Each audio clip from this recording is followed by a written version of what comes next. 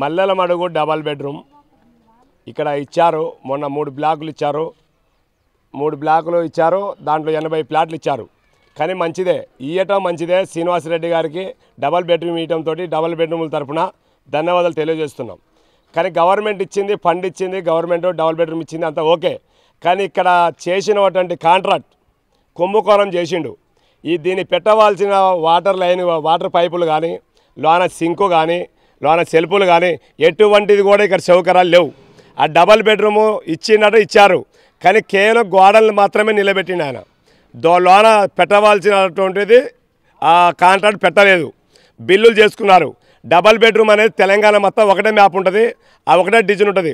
దాని ప్రకారం టేకులపల్లి అట్టు డబల్ బెడ్రూమ్లో కూడా అలా చేయాలని చెప్పేసి మా డిమాండ్ చేస్తున్నాం.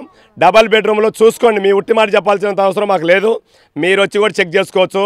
లోన్ అండ్ సెల్ఫులు ఉన్నాయా, సింక్ ఉందా, పంపులు పెట్టారు. కానీ చేతులు అడగడగాలి, కింద కడుక్కోవాలా? మరి ఎందుకు పెట్టలేదు? ఆ కాంట్రాక్టు ఇట్లా ఎంతగానో దొబ్బుతాడు ఆయన. ఈ కుంభకోణం చేసిన కాంట్రాక్ట్ మీద చర్య తీసుకోవాలి. దీనికి ఎమర్జెన్సీగా ఐటీటీ వాళ్ళు కానీ, మన మీడియా వాళ్ళు కానీ, రాజకీయ లీడర్లు కానీ, ఇంటెలిజెంట్ వాళ్ళు కానీ సంధించి చెక్ చేయాలి. చేసి అతని మీద చర్య తీసుకోవాల్సిందిగా డిమాండ్ చేస్తున్నా. బెడ్రూమ్ ఇచ్చారండి రావణపేట కాలనీ వాళ్ళకి, దానిగూడెం కాలనీ వాళ్ళకి అందరికి డబల్ బెడ్రూమ్ ఇచ్చారు. మా ఇంట్లో ఒక షింకు లేదు, ఒక బల్లా లేదు, ఏం లేవండి. ఉట్టికి 4 గోడలు కట్టి అట్లా పెట్టారు.